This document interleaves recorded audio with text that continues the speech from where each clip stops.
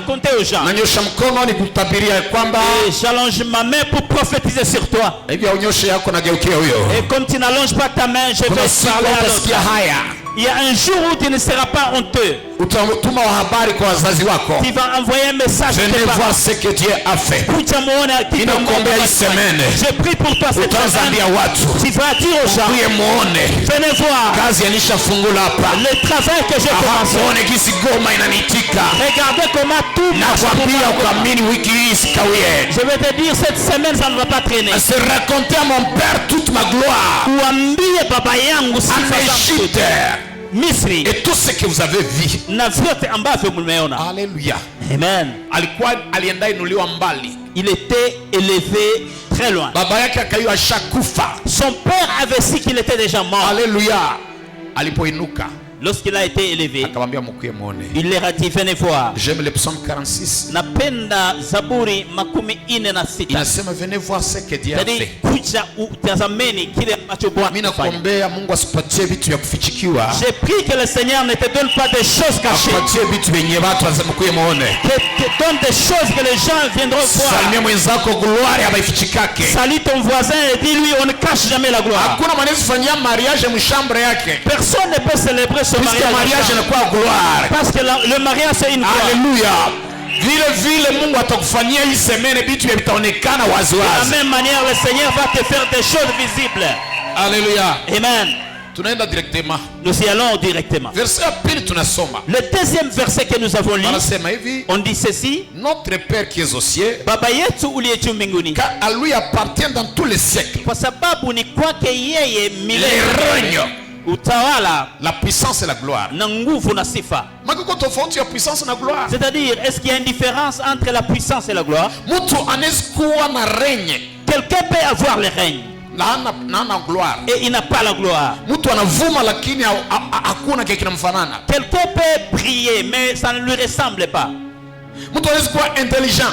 Quelqu'un peut être intelligent, anaweza kuwa na akili. Lakini anashindwa masomo. Mais il échoue à l'école. Alikuwa anaweza masomo. C'est-à-dire il réussissait à l'école. Mais anashindwa maisha. Mais il échoue dans la vie. Mtu anaweza kuwa kiana. Quelqu'un peut être beau. Lakini buyana yake haipendezi. Mais sa beauté n'est pas. Mtu anaweza kuwa na diplôme za mingi. Quelqu'un peut avoir beaucoup de diplômes. Gloire. Mais des diplômes qui n'ont pas la gloire. C'est-à-dire le Seigneur a le règne. Il a aussi la puissance. Mais une puissance sans gloire ne suffit pas. Matthieu 6:15 il dit le Seigneur a le règne. Il a la puissance. Il a aussi la gloire. Il y a des gens qui ont l'onction. Mais ils n'ont pas la gloire. C'est pourquoi tu dois bien me suivre. Tu peux avoir une belle gloire. Si tu n'as pas la gloire, si cette boutique n'a pas la gloire, personne ne peut acheter.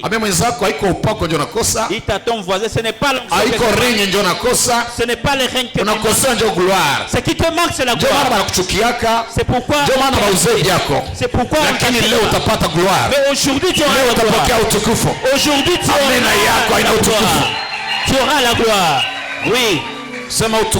Dites la gloire. Matthieu 6:13. Matthieu chapitre 6. Dans tous les siècles. Milele na milele. Le règne appartient à Dieu.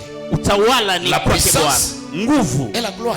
Na sifa. Kisha Yesu anaandika pale amen. Et là on écrit amen. Alléluia. C'est ma gloire. Dites la gloire.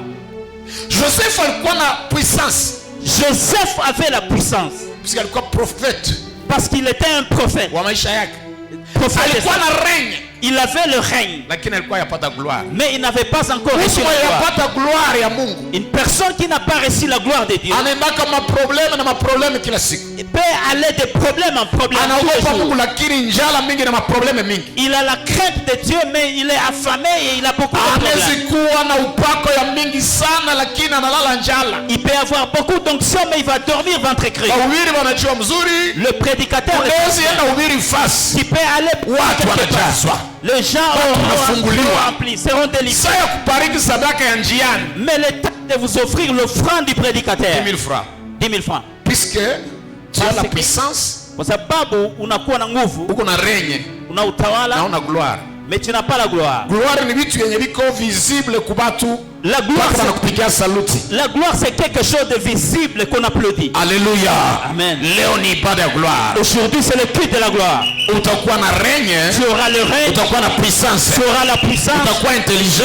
Tu seras intelligent. Et cette intelligence ne va pas passer. Il y a des figures de mamans qui recevront la gloire. Il y a des diplômes qui recevront la gloire. Des foyers qui recevront la gloire. Des passeports qui recevront la gloire. Quelque chose qui n'a pas la gloire ne peut aller nulle part. Alléluia.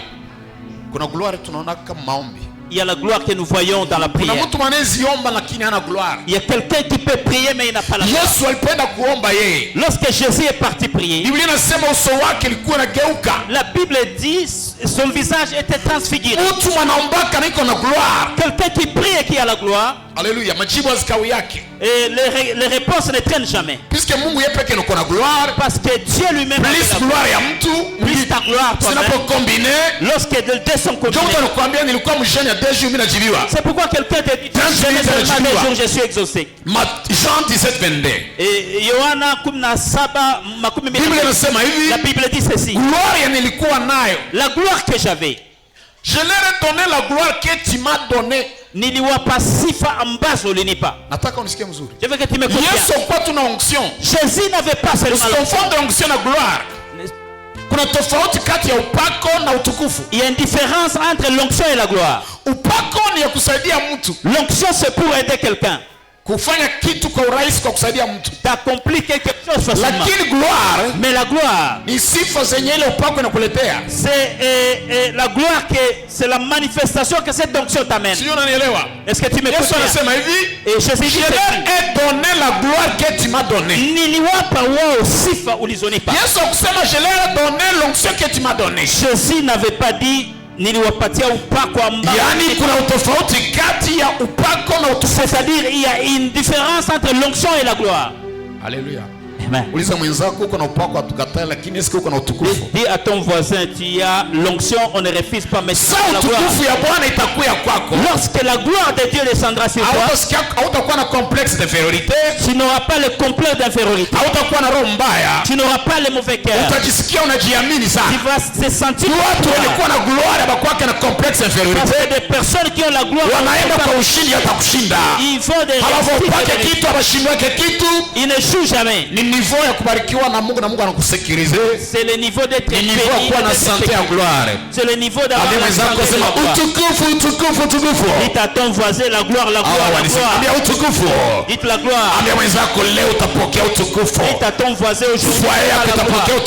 Ton foyer aura la gloire. Ta prière aura la gloire. Et la façon de préparer ta cuisine aura la gloire. Ce qui te manque c'est la gloire. Ce qui fait qu'une fille laide se marie et une fille jolie reste sans se marier. Ce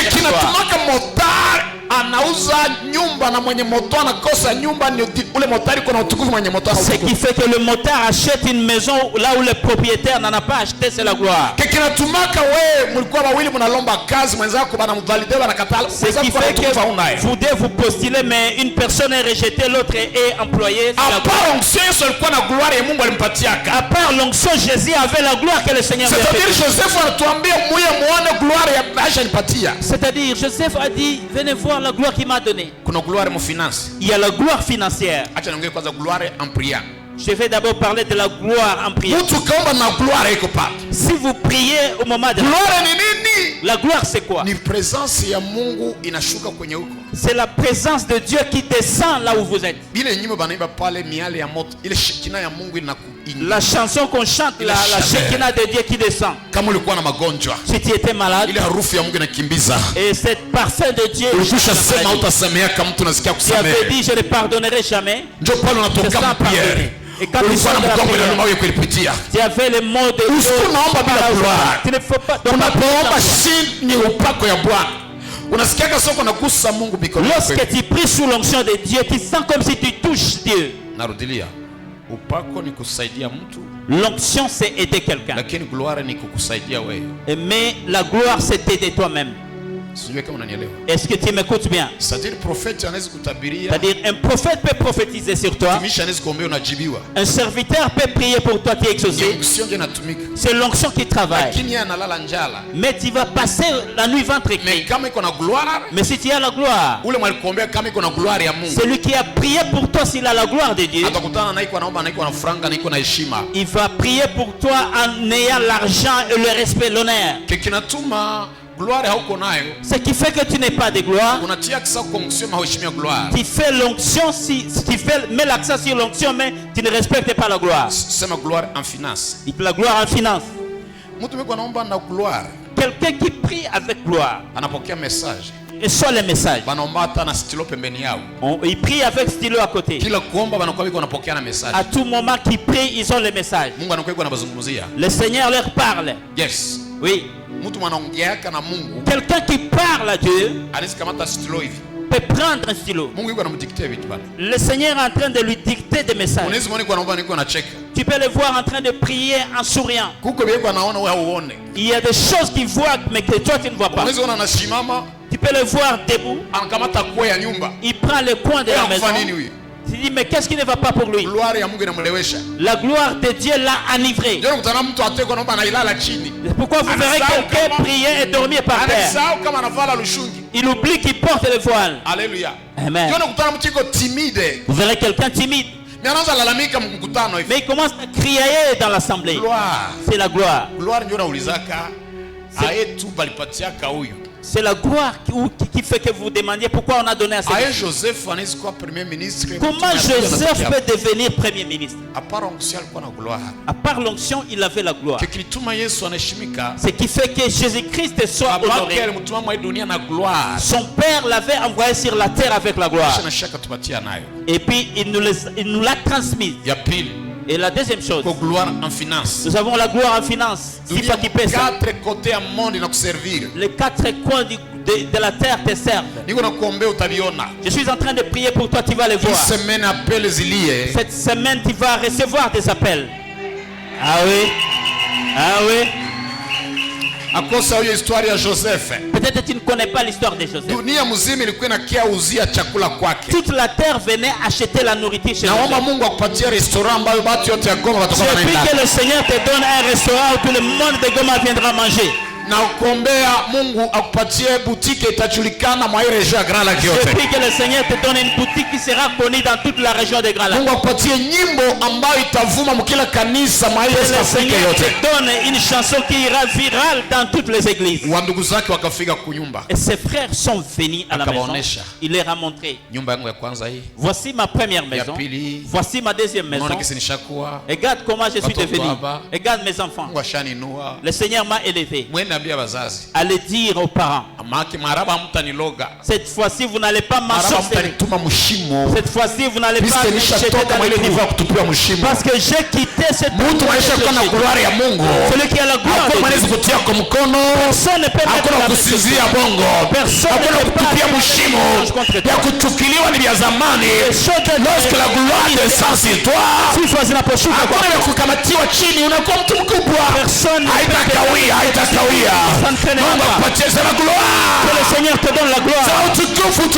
Que le Seigneur te donne la gloire.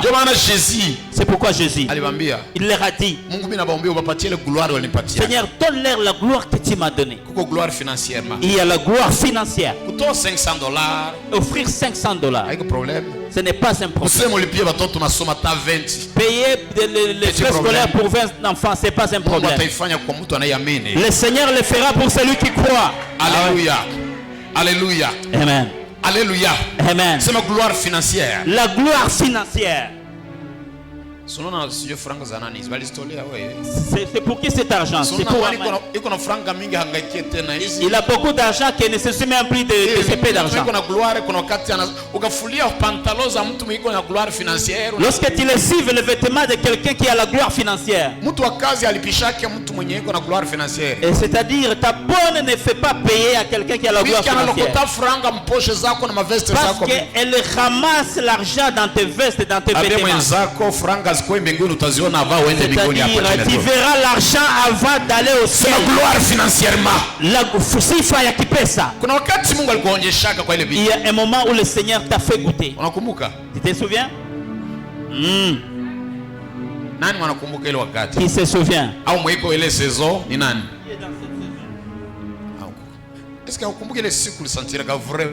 Est-ce que tu ne te souviens pas ce jour-là où tu t'es senti bien? Est-ce que tu te souviens le jour-là? Souviens-toi de ce moment. Je te remets dans ce moment parce que mon Dieu est d'hier, aujourd'hui et éternel. Et celui qui a la gloire financière, si vous entrez à l'église, vous dites ce qui ne va pas. Combien de balles? C'est combien, pasteur? C'est combien, pasteur? Est-ce que tu peux m'envoyer les gens demain au travail? Est-ce que unaweza nitumia watu kubiru? C'est combien? Vous dites c'est 5,000? Mnasema ni ngapi? Ni 5,000. Anapiga simu Dubai. Est-ce que vous pouvez m'envoyer? Il appelle à Dubai, il dit est-ce que mnaweza nitumia dans moins de 48 heures? Unitumie kit complet moins de 48 heures. Je suis en train de rêver que ça porte cher dans ta vie. Pasteur, ça peut coûter combien cette parcelle? Et l'autre parcelle? Et l'autre parcelle? Il est tout. $200,000. $200,000 seulement. Vous pouvez me faire le numéro de compte de l'église? Est-ce que unaweza nipatia numéro ya compte ya kanisa?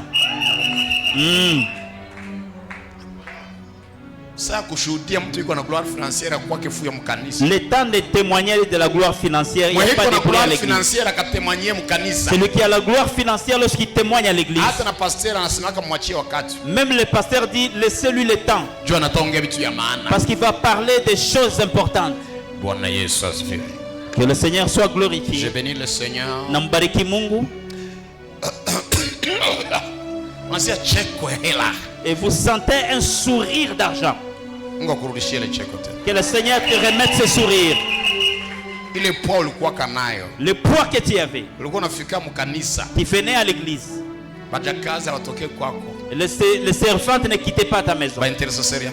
Les intercesseurs étaient là. Et il y a d'autres qui priaient pour les oreilles. Il y a d'autres qui dormaient dans ta boutique. Je vis un papa enivrer toute l'église.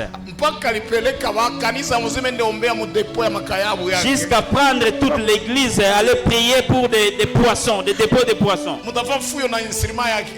Vous allez faire de la blague alors que c'est son instrument? Nous avons passé la nuit dans son dépôt des poissons salés à Kibabi. Ici à Kibabi. Nous avons passé la nuit dans le dépôt de poissons salés à cause de son argent. Le pasteur nous a dit venez, c'est lui qui nous finance. Et nous on chantait. On n'a pas eu peur de voler à main armée. Tout le monde a quitté le dépôt avec la laine de poissons. Gloire financière. À cause de la gloire financière. Il venait offrir après tout le monde. Il s'asseyait là derrière avec ses lunettes. Et puis il était très élancé. Ah, bongo. Et il touchait sa veste. C'est ma gloire. Dites la gloire, sifa. Financière. Sifa za kipesa. Ce n'est pas mauvais. Que le Seigneur te donne la gloire financière. Vous payez les frais scolaires pour toute l'année. Il n'y a pas à tourner, non, on a renvoyé les enfants. Tu peux loger en les voulant. Mais si tu veux, tu peux dire au bailleur, cette maison coûte combien? Lorsque le Seigneur te donnera la gloire financière, il n'y a rien que tu ne seras pas capable de faire. Mais ça vient de Dieu. Vous ne croyez pas, peut-être je vais parler aux autres. Vous vous souvenez vous-même. Vous étiez en train de rincer. Vous rincez en chantant. Et même la brosse à dents accepte. Même lorsque vous venez danser ici, vous sentez le poids dans le corps. Vous tournez les clés comme un professeur. Vous allez vous commander toute nourriture. Les enfants jouent avec les iPads. Alléluia. Alléluia. Vous pouvez voyager des semaines, vous allez en vacances. Avec les enfants et ta femme et tout le monde. Et certains sont dans la piscine. Allez à Iusi, vous allez voir. Vous allez voir des gens qui bouffent l'argent. Et vous vivez sur la même terre. Demain ils iront à l'école. Le véhicule va prendre les enfants et les ramener. Ils partent avec des bonnes collations. Il y a d'autres qui vont amener seulement une patate avec un petit sachet. Et l'uniforme de l'année antérieure. J'ai pris que le Seigneur se souvienne de vous. Dis seulement Amen, ça va s'accomplir dans ta vie. Gloire financière. La gloire financière, c'est celle que Jésus avait. Avait des personnes comme ça. Et même lorsqu'il était mort, on a dit celui-ci ne doit pas être enterré n'importe comment. Et le boss qui était là était parti chez le président pour demander le corps. Si le Seigneur t'amène dans la gloire financière, même les jours de ta mort, les personnes ne voudront pas enterrer parce qu'ils vont fêter. Même les enfants que tu les fais. Si tu crois, ça va s'accomplir dans ta vie. Jésus avait dit, il avait parlé à Marthe et Marie, si tu crois, tu verras la gloire de Dieu. Si tu crois, tu verras la gloire de Dieu. Salut ton voisin. Est-ce que tu as déjà vu la gloire dans beaucoup de gens? Tu as déjà vu le Seigneur dans mais dans la lorsque tu vois la gloire de Dieu, c'est-à-dire le Seigneur, je prophétise. Natangaza kwa mtu mwana isimama hapa hii semene kufungulie gloire financièrement. Aliyesimama ndio nilisema kupatia gloire finance, gloire financièrement, gloire financière. Ah oui, c'est ma gloire financière. Dites la gloire financière. J'ai déjà voyagé avec un pasteur qui avait la gloire financière. Il a pris un appartement. $8,000 pour 3 jours. $8,000 dans 3 jours. Et je lui ai dit, c'est pourquoi tout ça? Je ne vais pas habiter avec des gens qui sentent le mais c'est lui qui va payer. Mais j'ai enlevé mes lunettes comme un avocat. 3 jours, $8,000. Il est parti retirer, il a payé. J'ai passé la nuit là-bas. Et lui, il a passé la nuit de l'autre côté. On s'est rencontrés le matin. Alléluia. Amen. C'est lui qui m'a contaminé de l'esprit d'aimer de bonnes choses. J'ai dit, est-ce que nous prions un même Dieu? Et vous, vous allez au restaurant, vous avez difficile à bouffer les $10, vous dites c'est trop. C'est le premier jour où j'ai loué un taxi. J'ai dit au nom de Jésus, l'esprit d'attendre l'argent au nom de Jésus. Et beaucoup de gens sont ensorcelés parce qu'ils marchent à pied. Est-ce que le moulongué attrape quelqu'un qui est dans son véhicule? Ne refusez pas, dites Seigneur, donne-moi la gloire. J'ai voyagé, je suis arrivé chez lui. J'étais avec le pasteur. Lui était ici, nous a trouvé en train de de prêcher. Il y a les moments où l'onction te trompe et pourtant tu n'as rien. Tu ne peux pas parler avec respect. Parce que tu sais que tu as prié pour quelqu'un et quelqu'un est tombé. Mais tu as seulement prié, tu as transpiré. Et cette personne s'est rabaissée. Il est venu avec sandales. Avec les sandales. Et lorsqu'il est arrivé dans la maison où nous étions, là où on se prenait en Ouganda, vous savez comment les Congolais se comportent? Même à l'aéroport. Ils vont pisser même 20 fois pour qu'on voit comment ils portent. Non,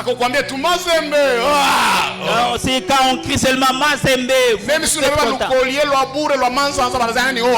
vous portez un collier simple, on pense que c'est de l'or. Si vous voyagez, demandez, on va vous dire des choses. Est-ce que tu es congolais? Ou bien tu es ghanéen? Ou bien tu es nigérien? Même si vous allez en Europe, même si vous allez aux États-Unis, vous voyez quelqu'un qui prend l'avion avec d'autres voyagent avec des shorts, avec des culottes. Les Congolais, ils sont bien, ils portent bien. Ça c'est la gloire des Zaïrois. Partout où vous passerez, je vous dis la vérité. Même à la migration, n'importe où. Tu es Congolais? Je suis Zaïrois. Et ça vous donne le respect. Ça va, c'est ma gloire. C'est la gloire. Qu'est-ce qui fait ça? C'est l'apparence. L'onction est intérieure. Mais la gloire est extérieure. Mais vous voyez ce papa? Mets-toi debout. Je ne sais pas là où il a pris cette veste, peut-être en Espagne. Il gêne pendant 7 jours. On ne va pas voir son gène, mais on va voir la veste. C'est pourquoi Jésus a cherché la gloire. Nous avions l'onction. Et l'onction est toujours là. Il est arrivé là où j'ai dirigé les cultes. Il a dit, mais celui qui est en train de diriger les cultes, j'étais en train de faire chanter les gens et tomber par terre. Et il m'a acheté. Il m'a acheté, oui. Il m'a amené. Il m'a dit, je te paierai chaque mois. Et comme nous on se croit, nous les Zaïrois, nos amis sont en train de couper les liens. Et nous portons nos petites vestes là. Maman est en train de danser, mais toi tu ne vois que c'est derrière.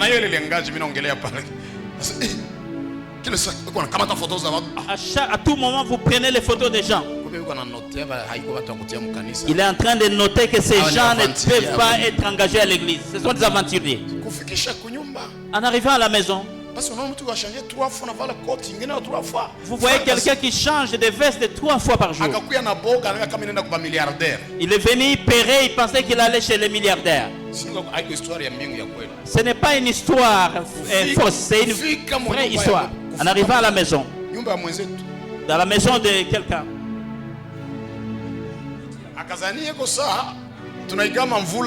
il a pensé qu'on s'abritait seulement à la pluie.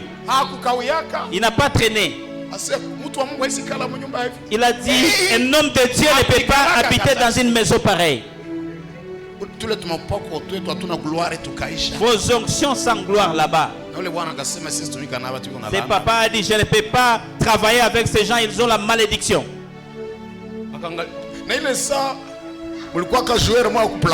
Et ce moment-là, il y avait un joueur au plafond. Monsieur Souris a commencé à dribbler. Vous connaissez ces joueurs, les souris là? Ils ont marqué même. Il y a des prières que vous faites, vous dites il y a des sorciers dans cette maison. Mais ce sont des souris. Que le Seigneur vous éloigne de ce plafond de souris.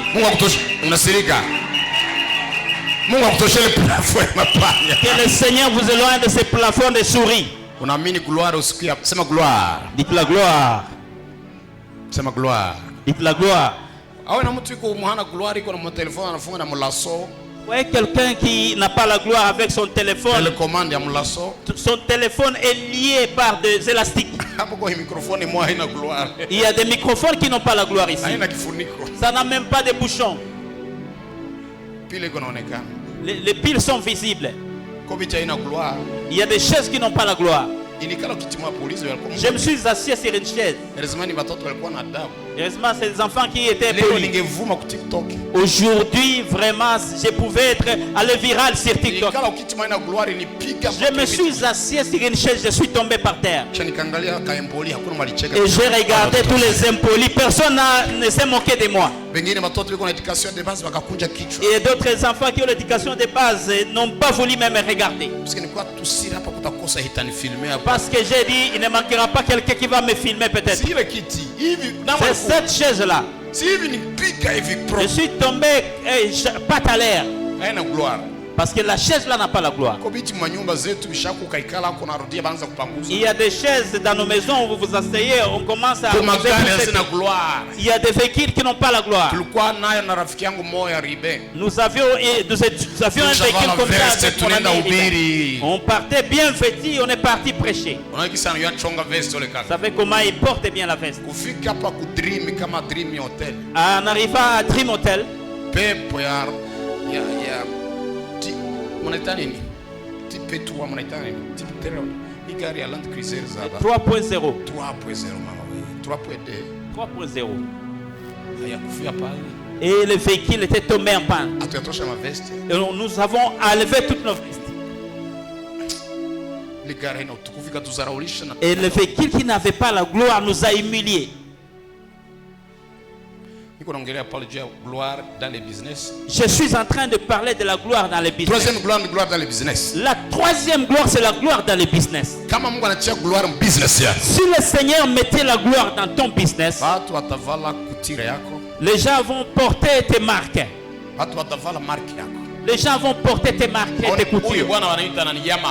Vous voyez, c'est l'autre qui s'appelle Yamaha. Là encore c'est Yamaha ici. Et ici c'est Yamaha et partout c'est Yamaha. Je suis en train de prier pour toi des grandes choses parce que notre Dieu n'est pas petit. Ton business est bon mais il n'a pas de gloire. Je suis en train de prier pour toi. Que le Seigneur amène sa gloire dans ton travail. Parce que le Seigneur amène la gloire dans ton travail. Des personnes viendront. Vous n'avez pas encore fini à ouvrir les ballons.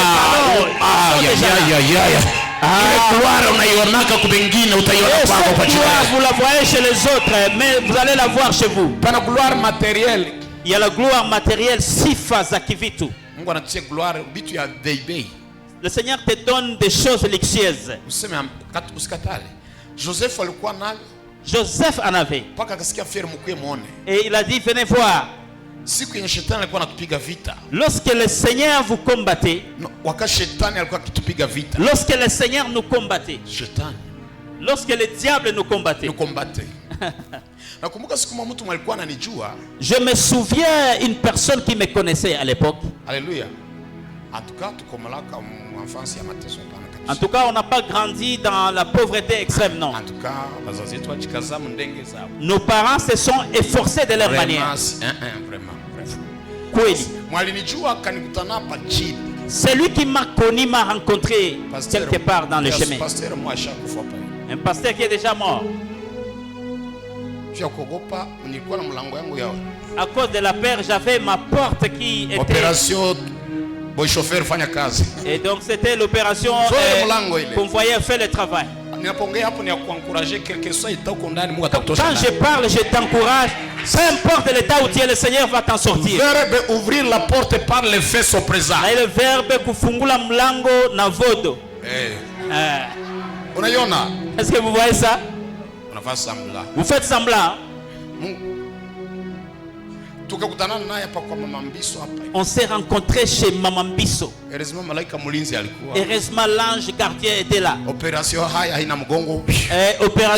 le dos n'a pas de honte. Je suis parti. Le ridicule ne tue pas. Le ridicule ne tue pas, oui. Traduction littérale. Et c'est-à-dire, j'ai pris la poudre d'escampette. Qu'est-ce qu'il va voir? Qu'est-ce qu'il va dire à mes parents? 5 ans, je suis en train de chercher Dieu. C'était un combat pour que j'établisse ce travail. Le diable m'a poursuivi de n'importe quelle manière. J'ai dit, il va s'asseoir où? Qu'il aille dans le match de Mazembe, le match noir. J'ai fouillé, j'ai pris la poudre d'escampette. Que je sois humilié comme ça. Mais un jour, je l'ai trouvé après 5 ans. Je l'ai invité à mon bureau. C'est un pasteur de Goshen qui était déjà mort. Je l'ai invité à mon bureau. J'ai ouvert mon tiroir. Je lui ai donné une masse d'argent. C'est ma masterclass. La masterclass. Il y a un moment d'humiliation et un moment de respect. Joseph n'a pas appelé son frère. Mais lorsqu'il est arrivé, ce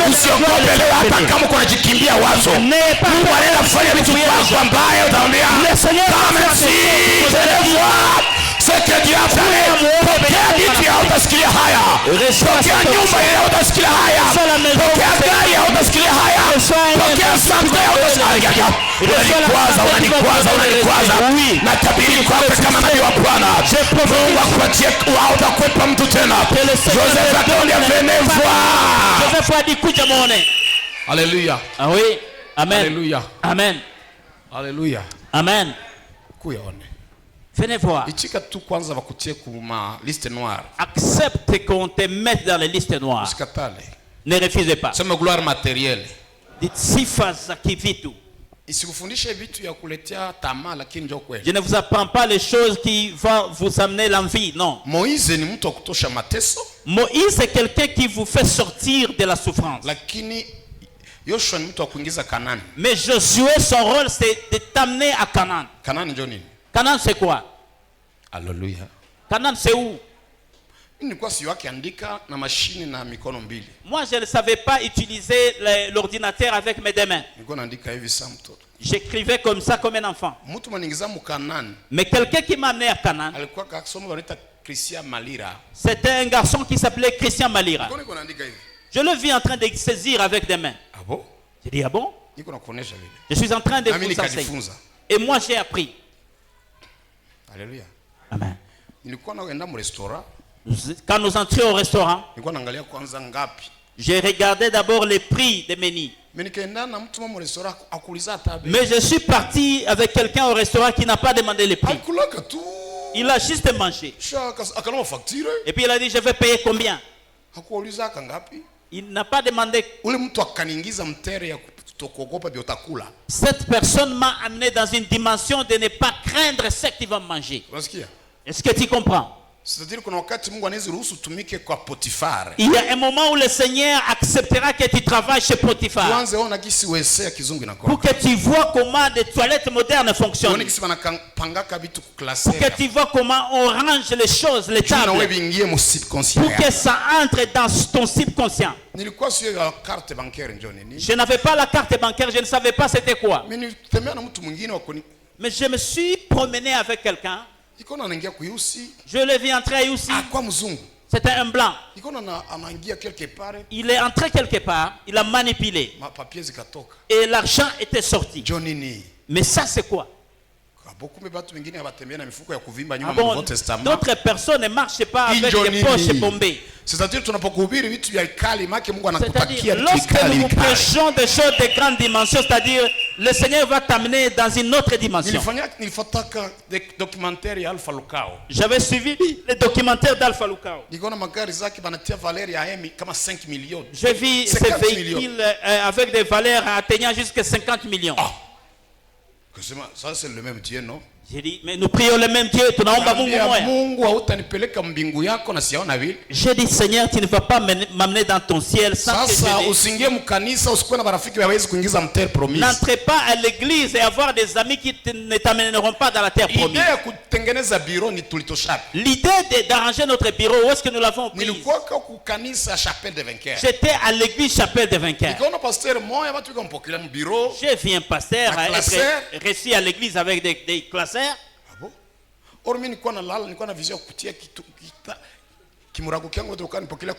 Et pourtant moi j'avais le plan d'acheter une nappe où je prierais. Il a dit, moi je ne suis pas député, mon bureau c'est ma députation. Et j'ai consolidé.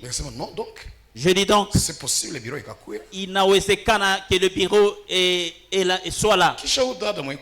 Et la sœur qui est en face de moi, ne la regarde pas seulement comme ça. Cette sœur que vous voyez, elle parle un peu bizarre, mais elle fait des choses extraordinaires. Même si vous la voyez comme ça, elle peut te prophétiser. Elle te prophétise comme de la blague. Et vous voyez s'accomplir les choses. Et elle a dit, j'ai rêvé, tu as ouvert un bureau. Et j'avais écouté et j'ai fait semblant. C'est-à-dire, lorsque vous marchez avec quelqu'un qui achète un vêtement de $800, ne vous fâchez pas. Accepte que cette chose entre dans ta mémoire. Moi je suis un copiste. Regarde cette tablette. J'ai vu le pasteur Chris en train de l'utiliser. Et comme je suis quelqu'un de compétition, est-ce qu'il a son Jésus à lui seul? J'ai dit, moi aussi je vais acheter. Et c'est ça que j'ai. C'est comme ça que le Seigneur nous a amenés à Canaan.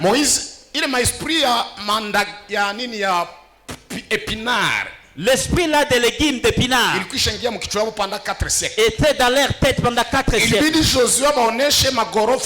Il fallait que Josué leur montre des étages, des tours. Et c'est comme ça que tu dois marcher. Même à l'église.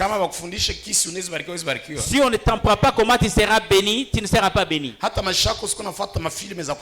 Même dans ta vie, vous ne suivez que des films des échecs. Alléluia. Pour que je prie pour toi, sans te pousser. J'ai vu un serviteur de Dieu est en train de prier. Il élève la main et il dit, la main de Dieu va toucher quelqu'un là derrière. Et les gens ont commencé à crier. Et là, à partir de ce jour, j'ai dit, moi je ne pousserai plus les gens. Il faut d'abord pousser quelqu'un à avoir la vertige. J'étais curieux de savoir qu'est-ce qu'il a fait. Et je suis tombé sur sa biographie. On a dit il priait pendant 4 heures. 4 heures de temps. 4 heures de temps de prière. Et j'ai commencé. Et j'ai quitté les prières de 30 minutes. Et j'ai lu un verset qui disait. C'est comme ça. Et j'ai suivi ces marches. Ce que nous serons, nous les avons déjà dans la tête. Il ne reste que l'accomplissement. Nous avons déjà planifié l'église que nous construisons. C'est la loi de l'imitation. La loi de l'imitation. J'étais en train de suivre le documentaire de Tibi Joshua. C'est un prophète. C'est un grand prophète. J'ai vu jouer l'image des voleurs à l'église. Quelqu'un qui vole. On l'a pris par la caméra de surveillance. J'ai dit que c'est moi qui prierai toujours que le Seigneur m'ouvre les yeux. J'ai acheté des caméras de surveillance. Il y a une caméra là-bas, la deuxième caméra et la troisième caméra. Surveillez tous les voleurs qui volent le téléphone à l'église. Elles sont là, elles nous voient. Merci. Il y a une autre, je vais l'installer. Même si je suis n'importe où. Je vais voir. C'est pas celui qui était la caméra, peut-être celui qui vole. J'ai envoyé Moïse, allume la caméra. On n'est pas encore volé. Les voleurs de téléphone. Vous n'allez pas acheter un bon iPhone si vous n'avez pas vu quelqu'un l'acheter. N'ayez pas peur de voir ton canal. Payez l'argent, allez à Dubaï, allez voir comment on achète des choses. Allez demander chez elle, on paie la dose. C'est ça le nouveau système. Allez voir. Vous allez marcher de l'éternel. Bonne chose que tu as et si tu parles, c'est possible pour toi. Laisse que le Seigneur oui. C'est amen. Dites amen. C'est amen. Dites amen. Nous étions habitués à nos vestes. 40. Des vestes de $40. 50. J'ai vu une personne. On était en voyage, on venait du Kenya. Les gens les connaissent trop à CFMC. On l'appelait Chilombo. Et les gens de CFMC connaissaient beaucoup ce papa. Je m'asseyais avec lui. Ils sont venus à Kenya Airways en train de vendre des choses. Il a sorti beaucoup d'argent. Il a acheté une montre à $800. Mais j'ai dit, mais je connais ce papa à la chaîne de prière. Il était à l'aise.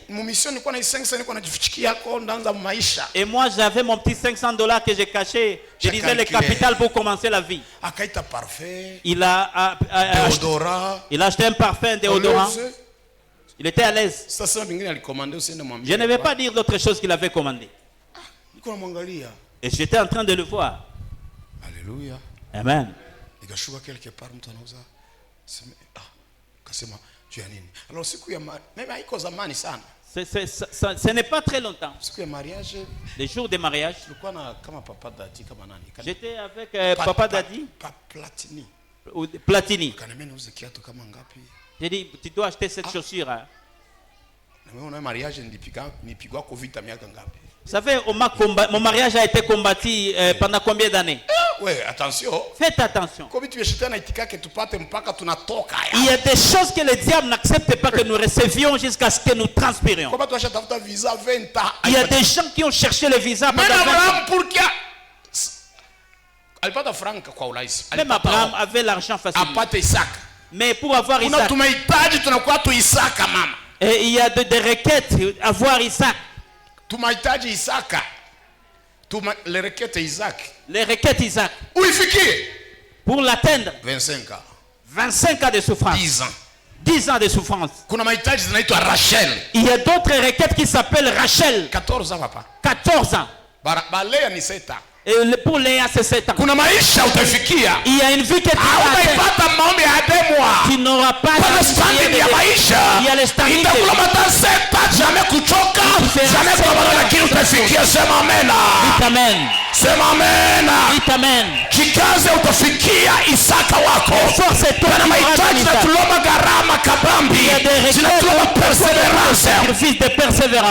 Alléluia. Amen. Vous savez l'église que nous allons construire pendant 10 ans? C'est une église qu'on n'a jamais construite ici à l'Est. Parce que nous avons payé le prix de prière. Je suis en train de voir tu vas payer des prix et des prix. Vous ne croyez pas. Ceux qui sont morts, c'est leur problème. Amen. Achète la veste. Et j'ai acheté cette veste-là. C'était $2000 j'ai payé. Donnez-moi cette veste, donne-moi cette chaussure. Et j'ai chassé l'esprit de pauvreté. L'esprit de pauvreté n'est pas chassé à l'église. L'esprit de pauvreté est chassé par les dollars. L'esprit de célibat ne quitte pas ici à l'église. Quand Aaron salit Daniela, l'esprit part. Il dit que le pasteur va chasser spirituellement. Et c'est lui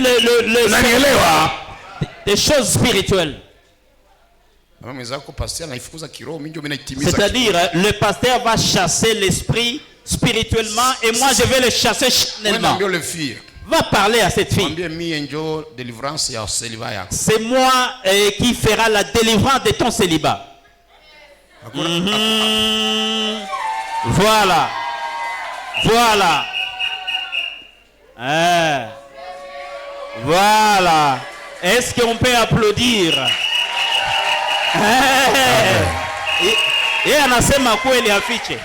Papa blabla, ambie le dada minyo nifukuzaka pepo yako ya célibat. Papa en blanc dit à cette dame, c'est moi qui ai chassé l'esprit de célibat. Papa Christian ambie feza minyo nifukuzaka pepo yako ya célibat. C'est moi qui ai chassé cet esprit de célibat.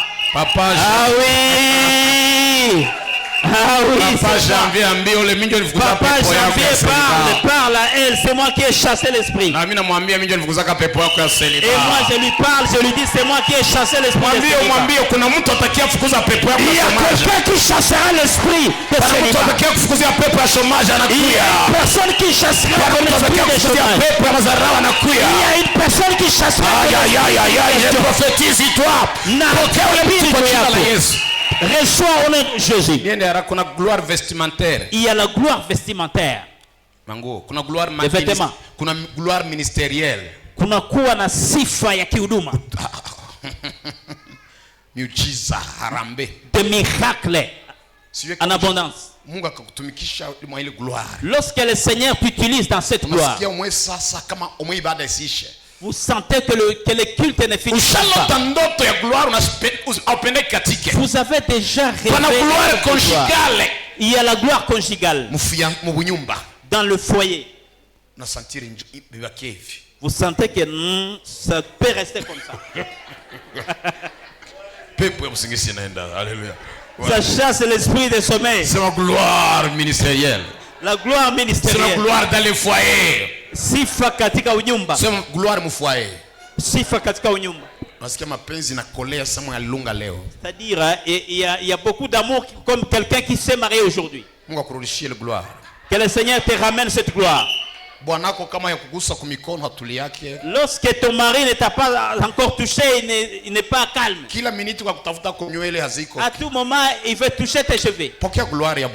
Reçois la gloire maritale. Ton mari prend ton sac. Il ferme le tirette. Et il t'amène un peu de biscuits. Et il poste ta photo. Reçois cette gloire. Papa. Les papas. Lorsque tu as la gloire dans ton foyer, tu peux faire 6 mois, personne n'a insulté ta maman. Une année, 2 ans, personne n'a insulté ta maman. Un papa qui lessive ses propres vêtements, il n'a pas la gloire maritale. Ne m'écoutez pas mal. Je vous ai dit, moi, je ne visite jamais les maisons. Toi, papa, demande la gloire. Ce n'est pas notre prédication ici. Avance, papa. Comment toi, papa, tu lessives toi-même? Que j'avance, ni avance, papa. Ce n'est pas l'amour. Ce n'est pas se rabaisser. Ce n'est pas l'humilité. Que tu cherches la ration et tu le suives toi-même. Tu n'es pas papa, tu es une babouche. Est-ce que je dis mal? Si tu te fasses, c'est ton problème. Tu vas te rappeler. Reçois la gloire dans ton foyer. Le diable ne va pas il sera vaincu. Reçois un foyer de gloire. les foyers de gloire en égypte. Tout ce que le diable a amené dans ton foyer, je chasse. Il y a la gloire locale. Les gens te respectent dans le milieu. Il y a la gloire globale. Les gens te respectent partout au monde. Oui, est-ce que tu crois ça? Gloire globale. Il y a la gloire globale. Uko prophète. Tu es prophète. Dunia mzima. Tout le monde te connaît. Uko commerçant. Tu es commerçant. Dunia mzima. Tout le monde te connaît. Inawezekana tena. C'est possible encore. Inawezekana kufungula biashara. Il est possible de commencer le business. Dubai, Chine, Goma. Dubai, Chine, Goma. Inawezekana kufungula makanisa. Il est possible d'ouvrir des églises. Partout au monde.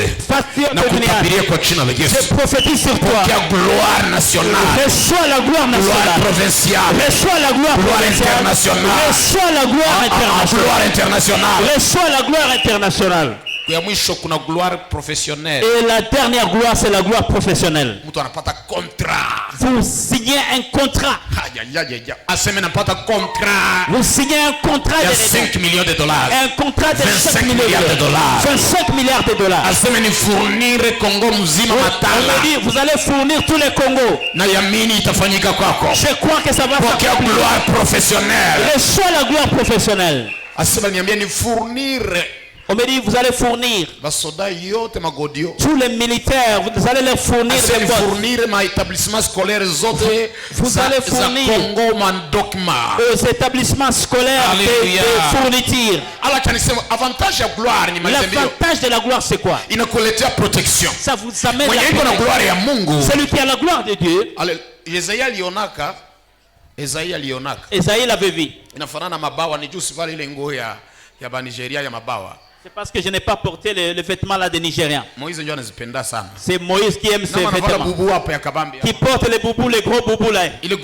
Cette gloire vous accompagne partout. Là où il y a la gloire de Dieu, là où il y a la gloire de Dieu, tout le monde connaît la gloire de Dieu couvre toute la terre. Parce que la Bible dit si la troisième chose ça empêche quelqu'un de connaître celui qui a la gloire de Dieu ne peut pas surtout comme vous ne pouvez pas salir la gloire de Dieu dans votre domaine.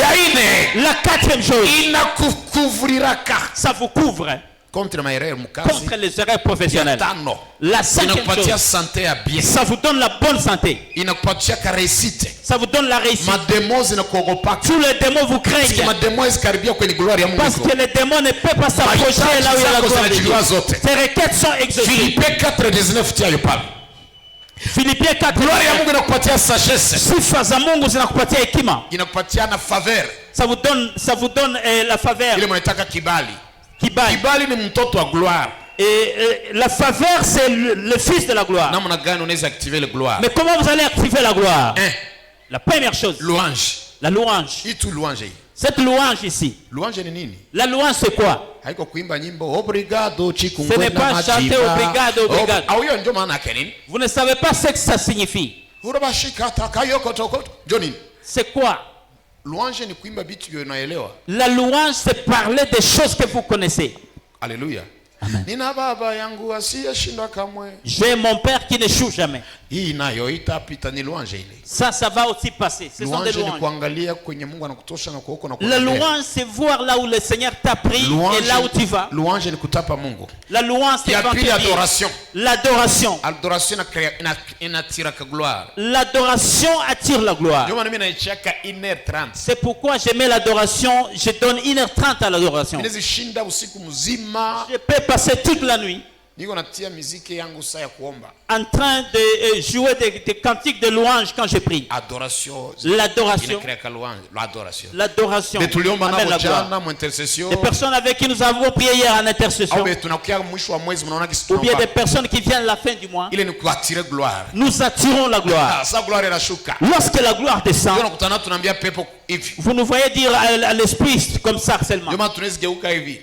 Pourquoi nous pouvons tourner parce que la gloire est là où la gloire est, même si vous avez oublié de fermer la porte, vous allez vous rappeler.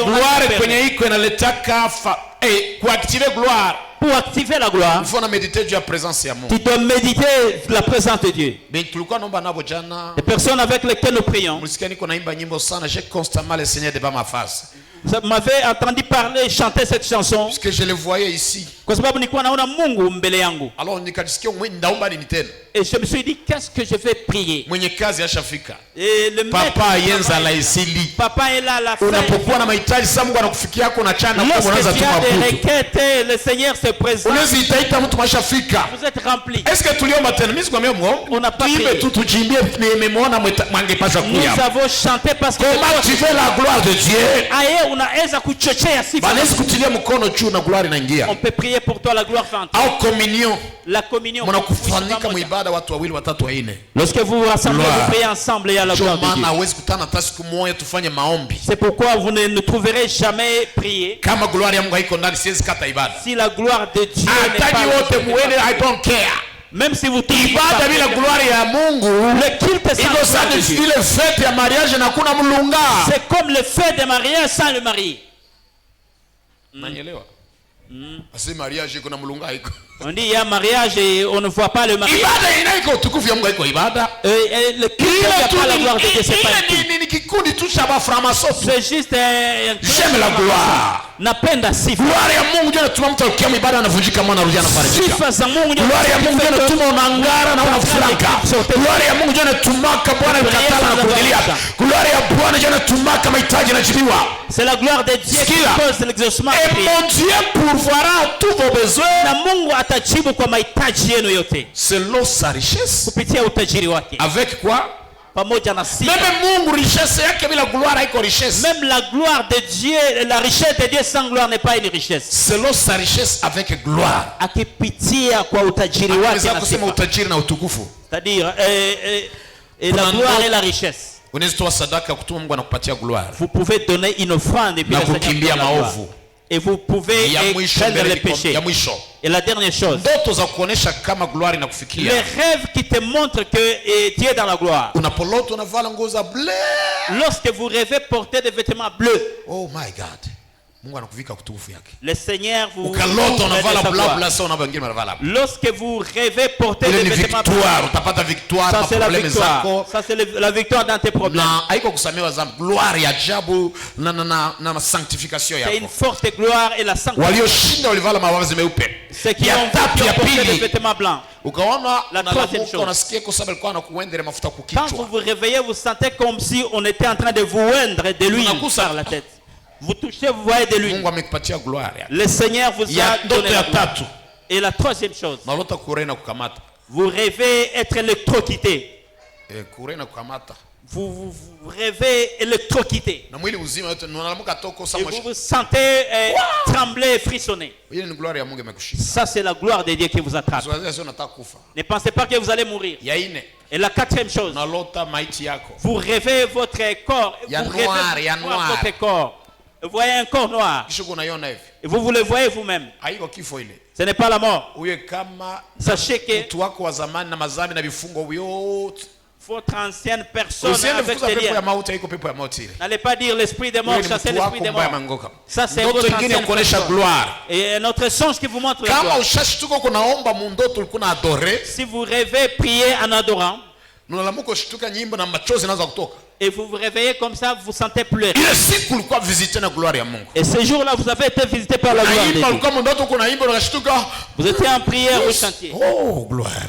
La gloire. La chanson que tu chantais dans les rêves, allez les chercher, et chanter cette chanson toute la journée. C'est ça la gloire.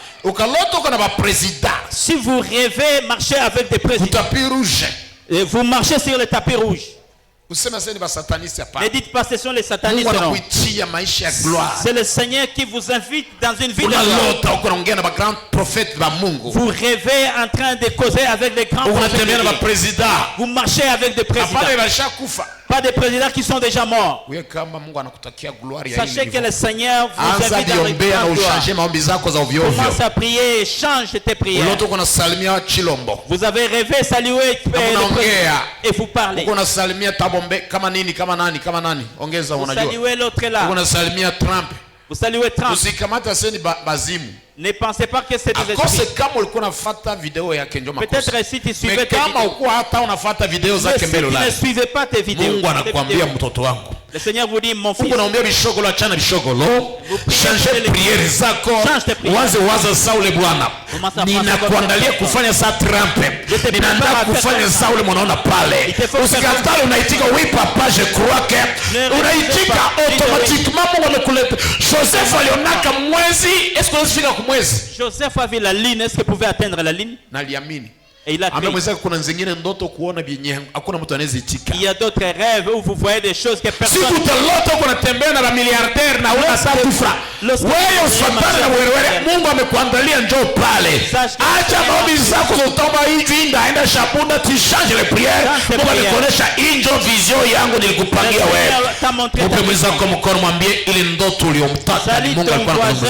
les rêves là que tu as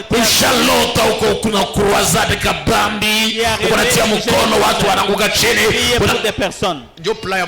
C'est ça le plan de Dieu. Kisha ukaanza kumwambia Mungu Baba, nipe Bwana. Et puis vous avez commencé à dire, mandevu Baba, nipe un homme barbi. Unaharibisha maombi yako, Mungu ashakuonesha plan. Votre prière. Le Seigneur vous a montré son plan. Nimemaliza. J'ai fini. Alléluia. Batueur ya gloire ndaisema kesho. Demain je vais enseigner au sujet des tueurs de gloire. Alléluia. Maesprit za anga. Les esprits déserts. Musique mondaine. Et musique ya dunia. Kupende musique tu ya dunia na maliza utukufu ya Mungu. Aimer la musique mondaine et combat la gloire de Dieu. Andarenge kuneva yoa remember me. Unaanza imba tu ule nyimbo, unapokea ujazo wa Lucky Dube. Vous commencez à chanter comme ça, vous avez l'onction de Lucky Dube. Unasikia muziki moyo iko hapa pale. Nazalaki kaka mwasi alibabe bisengwe pasukie. Ukaanza ile bwerewere yako vile. Unaona sitaingia, tusikia ile esprit ya Cynthia, ndio Cynthia. Cindy. L'esprit de Cindy le cœur. Mungu anakusikia. Et le Seigneur vous observe. Gloire ya Mungu inatoka. Et la gloire de Dieu vous quitte. Kisha nyuma nitaka ikabod. Et c'est que on appelle Ikabod. Na Mungu akakutoka shetani anaingia. Et lorsque le Seigneur vous quitte, le diable entre. Usiku anniversaire yako. Et pendant ton anniversaire, mariage yako, dans ton mariage, la musique ya nani ya wape. Mettez-moi la chanson là de wape. Ah ouais. Mungu anasema hii shenzi. Et le Seigneur dit, regarde-moi. Unafanya tena anniversaire? Est-ce que vous fêterez encore l'anniversaire? Si kwa wewe peke na bwanako. N'est-ce pas, vous mettrez vous fêter, vous c'est la fête. Le Seigneur a bloqué l'argent parce que vous ne le donnez pas. Vous mettez les ambiances de la musique. Le tueur de la gloire, c'est le péché. Tous ont péché, sont privés de la gloire de Dieu. Et la dernière chose, vous rentrez dans les vomissures et avec des courtes prières. Désobéissance. Trop parler. Et ça diminue la gloire de Dieu. Aujourd'hui, je vais prier pour toi. La gloire dans les finances. La gloire dans le business. Je vois la gloire de sang de ce soir. Et ton visage sera encore aimé. Vous allez célébrer dans tes prophéties, il y aura la gloire.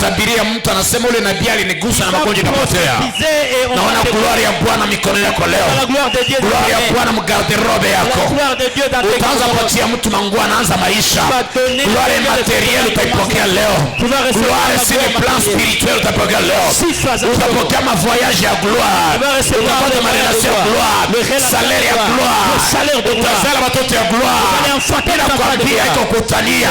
Dieu va te donner la gloire. Mungu atakupatia utukufu. Sema mon Dieu va pourvoir à tous vos besoins. Mungu atajibu mahitaji yangu yote. Mahitaji ngapi? Mbili. Sema tu wa besoin. Yote mahitaji. Sema besoin moja ile. Sema besoin ya nyumba. Il va payer toutes les dettes. Sema gari. Sema na ingine. Maison. Sema et mon Dieu de toi. Et mon Dieu pourvoira à tous mes besoins. Mahitaji yangu yote. Atajibia mahitaji yangu yote. Nani mwingine? Kidoto. Unaweza pata franga lakini hitaji ya diabetes hata iweza. Il va avoir l'argent mais le diabète ne sera pas. Mahitaji yako juu ya nini? Selon sa richesse avec gloire. C'est-à-dire tu priais pour la richesse mais la gloire n'était pas là. C'est ma richesse la gloire. Aujourd'hui tu vas recevoir la richesse la gloire. Utakuwa na sante utukufu. Mwenye kuna sante utukufu agonjwa yake gonjwa yake. Mwenye kuna kazi ya utukufu abamukule madeni. Mwenye anapata utukufu maisha yake. Dunia mzima na yabi yake vizuri. Mungu anena zika mabaya yako leo. Mazuri yako inaonekana. Sema mafasi yako kipiga makofi ya utukufu. Si j'étais moi je devais applaudir en mettez-vous. Applaudis les applaudissements de gloire. Encore makofi ya utukufu. Les applaudissements de gloire. Fais des applaudissements. Fais des acclamations de gloire. Fais des acclamations de gloire. Nilikuombea pia ulete business yako, envelope yako ya business tuiombe. Il dit il faudra amener l'enveloppe de ton business pour que nous prions. Niko na mahitaji ya kuombea wale wanataka kufungula entreprise ya magari. Je voudrais prier pour des gens qui veulent ouvrir des entreprises de véhicules. Wanahitaji kuuza manyumba, kujenga manyumba za kupangisha. Ceux qui veulent acheter et construire des maisons à mettre en location, des appartements. Watajibiwa kwa utukufu. Seront exaucés par le gloire. Il y a des idées mais tu as manqué le financement. Mon Dieu va pourvoir à tous vos besoins. Mungu atajibu mahitaji yenu. Sa richesse. Kulingana na utajiri wake. Milliardaire. Notre Dieu n'est pas milliardaire. Iko au-delà des multimilliardaires. Iko juu ya mwenye pesa. Kuna mamiliari ya wanaume atakupatia. Les milliards de maris qui va te donner. Sema notre Dieu va pourvoir à tous nos besoins. Mungu atajibu mahitaji yetu. Sema Mungu atajibia mahitaji zetu zote. Te mettre debout et dire le Seigneur va pouvoir à tous nos besoins. Kila chini banasema nini? À notre Dieu et Père. Na Mungu baba yetu. Soma à notre Dieu et Père. Soit moi baba yetu kuwe utukufu. Siècle milele na milele. Amen. Amen. Unasikia Mungu gloire, kama Mungu anapenda gloire, sasa utachukia nini? Si Dieu aime la gloire, comment tu vas la sainteté? Sainteté ton gloire, Mungu yapeka kwa mimi masifa. Si asema utakaso, non, nasema sifa. Mimi nakuona masifa, Mungu masifa. Sema Mungu masifa. Je sais qui aime la gloire. Ona kwa naikala ule baba hakuwe vumbi kule. Regarde là où il s'assoit. C'est la gloire ya Bwana. La gloire de Dieu. Ona mwezi yake kwake motashi. Regarde dans sa ligne il n'y a pas de taches. C'est la gloire ya Mungu. La gloire de Dieu.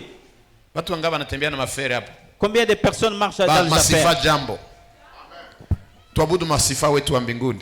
Adorons notre Dieu de gloire qui est au ciel. Ule papa anajitapaka kweli. Ce Dieu se vante. Na mtoto wake ni masifa. Et son fils se vante. Yesu alikuwa mdunia akasema mimi ndio njia kweli na uzima. Jésus est venu sur la terre, il a dit je suis le chemin et la vérité et la vie.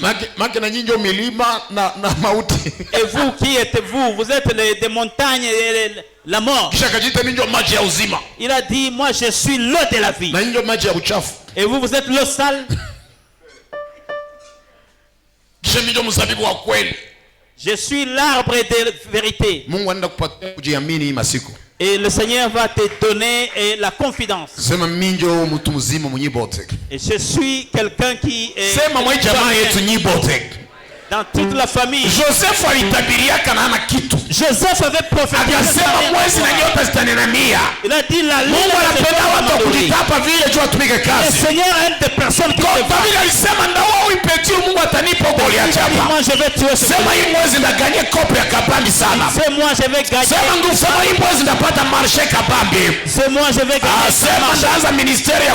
Je vais commencer un grand ministère de chant. Gloire. Sifa. Une gloire. Vous allez dire 4 fois la gloire. Gloire. De 3. La gloire. 4. La gloire. Alléluia. À notre Dieu Père soit la gloire. Kwa baba yetu kuwe na utukufu milele na milele. Milele na milele. C'est-à-dire comme siècle ya Joseph. C'est-à-dire ce n'est pas dans le siècle de Joseph. Le siècle ya David et tout. Ce n'est pas dans le siècle de David. Même le 21e siècle ya Benjamin. Même dans le 21e siècle ya Bibishi ya Baaline yako ya Moïse ya Yoshua. Avec mwenzako hii siècle utapata gloire. Dans ce siècle tu auras la gloire. Oh, tiens mikono juu. Élève tes mains. Angalia ndoto moja hivi. Et garde tes songes. Kwa mfano. Dites par exemple. Angalia gloire. Vois la gloire. Angalia nyumba ya gloire. Vois la maison de gloire. Ministère ya gloire. Oui. Mariage ya gloire. Le mariage de gloire. Voyage ya gloire. Le voyage de gloire. Pana safari na safiri. Il y a le voyage où tu voyages. Hawezi nawa. Tu ne vas pas te laver. Kusikia taki fukutu. Parce que tu n'as pas senti la chaleur. Kuna viwango vya kutumikia Mungu. Il y a des dimensions de servir le Seigneur. 7 heures de prière. Tu fais 7 heures de prière. J'ai fait 14 heures non-stop. J'ai déjà fait 14 heures non-stop. nikasikia gloire ya Mungu. J'avais senti la gloire de Dieu. Sikupenda nikate maombi. Je n'ai pas voulu cesser. Nishaona maono moya. J'ai déjà vu une vision. Nikaona Mungu hivi. J'ai vu Dieu comme ça. Nikasikia utukufu wa mweni stoki atamu maile maono nilikuwa ndani. Senti qu'il ne fallait pas sortir de cette atmosphère. J'aime la gloire. Napenda sifa. Napenda utukufu. Sema utukufu. Utukufu. Moïse akamwambia silombe vingine, je vais voir ta gloire. Moïse a dit, je ne vais pas autre chose. Nataka nione utukufu wako. Tia mikono juu. Élève ta main. Sama chante. Saint, Saint, Saint est l'Éternel, Dieu des armées.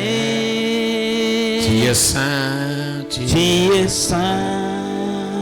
L'honneur, la gloire, l'honneur et la gloire t'appartient à jamais, à jamais. Tu es saint, tu es saint. Ah oui, sainteté à ton nom, saint, saint, saint est l'Éternel, Dieu des armées, Dieu des armées. Tu es saint, tu es saint. Ah oui, l'honneur, la gloire, l'honneur et la gloire t'appartient à jamais. À jamais. Tu es saint, tu es saint. C'est ma gloire ya Mungu. Isiniondokee. Utukufu wako Bwana na utaka mdomeni za maisha yangu yote. Kumbe sikukuwa na gloire. Mimi nishaomba upako, nishaombea mariage, lakini nilikuwa nakosea na gloire. Na ijapo wewe Mungu unaeneza vitu tatu, l'honneur, la puissance et la gloire. Mungu mwenye utukufu yote, mwenye masifa zote, unapotaka mtu maisha mpaka dunia mzima inajua Mungu amefanya kazi. Mungu uliyetuma neno hili, Joseph haiko hapa, unifanyie neema hii. Hata siku nirenda mbinguni, niambie Joseph, ule Mungu amepatiaka ile gloire na mimi amenionekania. Baba, naomba gloire yako mwa domene yangu. Omba gloire mdomene unataka. Hallelujah. Can you close your eyes? Funga macho yako, uombe gloire ya Bwana ishuke mwa domene yako. Ukapenda nizipika mikono yako. Seigneur, je demande ta gloire dans tous les domaines de ma vie. Aïe aïe baba. Yera babo sapala de via. Je veux ta gloire. I want your glory. Omba salaire ya gloire. Demande la gloire, bien-aimé. Demande la gloire. Demande la gloire. Demande la gloire. Si tu es intercesseur, je vois la gloire dans la salle. Gloire ya Bwana itashuka hapa. Gloire itashuka mu 5 minutes hapa. Dans 5 minutes, une forte gloire va descendre en ces lieux. Et la gloire itaingia mbakomesha. Itaingia mu finance yako. Itaingia mu sura yako. Itaingia katika majimbo zako. Pana upako na gloire. La gloire là va attirer la richesse. La gloire là va te donner le respect, l'estime et la considération. Kwenye ulikuwa unafanana ovyo, kwenye dunia ilikuwa inakuita usifanye kitu, kwenye dunia itakushusha, la gloire va te soulever. Kwa jina la Yesu, sema Baba, samehe makosa yangu. Kila dhambi niliyofanya ikatuma utukufu inanitoka. Mwenye hange nisemaka naanza nisema. Heshima nilikuwa naye shaenda. Naomba leo ni rehemu Baba. Ona gisi nishakuwa nimepungukiwa na utukufu wako. Karama yangu imepungukiwa na utukufu wako. Bote yangu imepungukiwa na utukufu wako. Baba mwenye gloire, mwenye utukufu, niko hapa Baba, na kuya kushota neema ya gloire yako. Ile gloire nilikuwa nayo ishaenda Baba. Ndio maana bilikuwa binanitafuta, ni kwanza nitafuta. Wenye walikuwa wananiheshimia wanaanza nizarau. Nimefanana na Ikabodi ambayo tukufu ya Mungu imeacha. Naomba rehema, omba msamaha, omba msamaha, omba msamaha, omba msamaha. Baba, pardonne-nous si nous avions perdu la gloire dans les causes profondes que le diable a amené dans nos passés. Omba samahani kwa Bwana. Gloire haiko ya baba yako. Hakuna mtu mwingine na gloire anayepatia. La gloire appartient à Dieu. C'est lui qui donne une bonne gloire. Salomon en avait pour ce Dieu qui lui avait donné ça. Il n'y a aucun sataniste qui peut te donner la gloire. Non, la gloire appartient à Dieu au même titre que la puissance et la sainteté.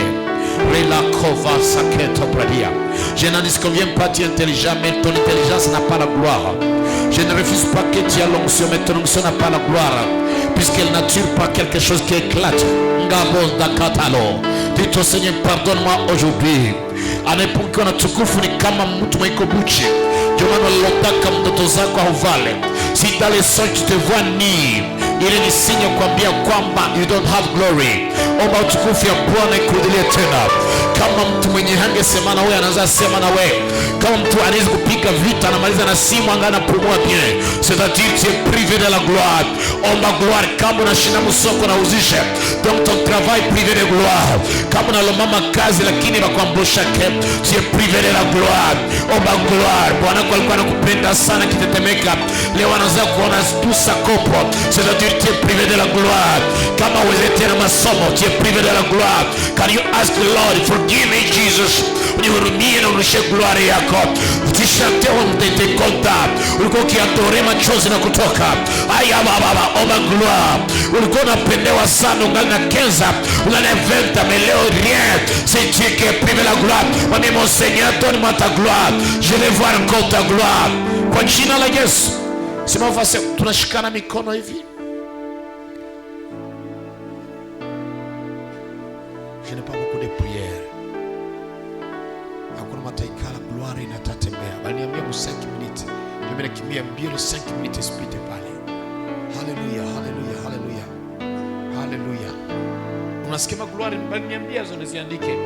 Asema kuna watu watapokea prayer mu gloire. Ataanza piga magoti anasikia Mungu iko anaongelea nadhani yake. Nini? Kuna watu waliambia niandike pia juu nisikie vyangu asema gloire mu finance. Uzoezi nilikuwa nakuwa nimejo ni kuchekesha noma. C'est écrit bien. Mimi niandika tena kitabu kizuri kusudi nikakataliwa kwa kumitana kwangu. Asema gloire mu business. Gloire mu matériellement. Asema tia gloire vestimentaire.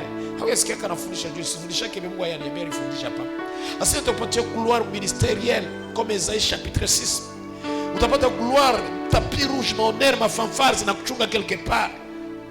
Gloire nenda rudia aseme localement kama mzima itakujua kwa mazuri bali kujua kwa mabaya. Gloire itakuya globalement, utasikia mtoto fulani yule, mama fulani yule. Ni nani? Ni yule mwe mnajua. Ule Joseph malisema shakufa, ashenge mtundu, abashamuua ule, ashakufa ule mbakai. Gloire ya Bwana ilimwingilia tena. Est-ce qu'il y a les assoiffés de la gloire? Gloire ya Mungu. Sijui unatoka mjamaa gani? Sijui unajiwazia nini kama mwezi tena. Nitemanke la gloire. Moise anaambia sitatoka hapa usiniondolee utukufu wako. Moise akamwambia je vais voir l'argent. Unipatie kwanza gloire yako. Parce que ingekuwa na gloire l'argent izikosa. Je vais voir ta gloire. Même quitte zetu za dimanche ni watu wa media mtandika dimanche de culte de gloire. J'aime ça. Culte de gloire. Dimanche de gloire. Dimanche de gloire. Dimanche de gloire. Dimanche de gloire. Rabasokataladi. Gloire ya Mungu itakushukia. Sulemani alipokuwa mtemple alikuwa anaomba gloire ikashuka. Asema sacrificateur balikuwa nje. Acha nikwambie kama upako inakuwa tu kwa watumishi lakini gloire inakuwa kwa watu wote. Onction kama upako wezi shuka kwa naona kazi ya kuifanyisha. Upako ni shuka kwa Benjamin, kwa mama pasteur, kwa Christian, kwa kuhubiri. Ndio mshirika wezi pata. Mais gloire inashukia kwa watu. Ndio resultat kuna mshirika anashinda pasteur Franka, tu gloire ule ikamshukia ule. Gloire haiangalie age ya mtu. Inaitwa doxa. Inaitwa wengine wanaita kavod katika Hebrew, c'est-à-dire puissance ya kujimposer. Haleluya. Gloire mu finance ni wewe, Mungu ni yake, ni portion ya Mungu anakutoshia mposhe yake. Parce que gloire ni Mungu kisha anakupatia na bonzambe. Gloire anakupatia kwa ile oro zake. Ayabo shatalada. Anakupatia ile utukufu yako na ionja yako. Kwa maana Yesu alipokuwa mlimani kwa anaomba mpaka Moize ile utukufu ikashuka, Elia akashuka. No. Biblia inasema Moize alipokuwa akipanda kuomba, alipokuwa akishuka chini alikuwa anamwangalia kwa macho. Mtu mwiko na gloire kwake anachukua 1000 km². C'est-à-dire même Moize atakuya anaanguka kule chini. Haiko msio sana gloire. Gloire ndio inapatia makope za $2000 za $10,000 za $5000, makope za yulu pa 2 minutes maisha yanatoka chini. Gloire. Mtu alikwambia commission c'est $45,000. C'est ile gloire ile gloire ndio inatumwa na mtu kuya wane wewe peke. Joseph akamwambia iko vya kufichika. Kwenye gloire iko mafichika hapana. Iko palpable. C'est ce qu'on appelle la manifestation de Dieu. C'est ça qu'on appelle la gloire. 1, 2, 3. Sois prêt.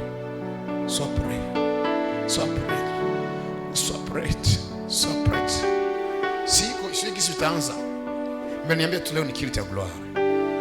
Si kisu unavaa ile nguo ya mweupe kama ulisikia habari, inakumaanisha historia mpya. Wenye dhambi watasamehewa. Wenye walikuwa na shida wataweza. Nimeona mbingu zimefunguka. Vanderti akaniambia utukufu ndaimwanga leo. Jana niambia msiombe hata ibada, msisumbuanisha ngia zamani. Jana leo niko nahubiri avec aisance, niko nacheka. Jana sitakuombesha vya mingi, ni crème acrobatie. La gloire est là. Pour ce qui est en vele. Et la gloire va t'accompagner.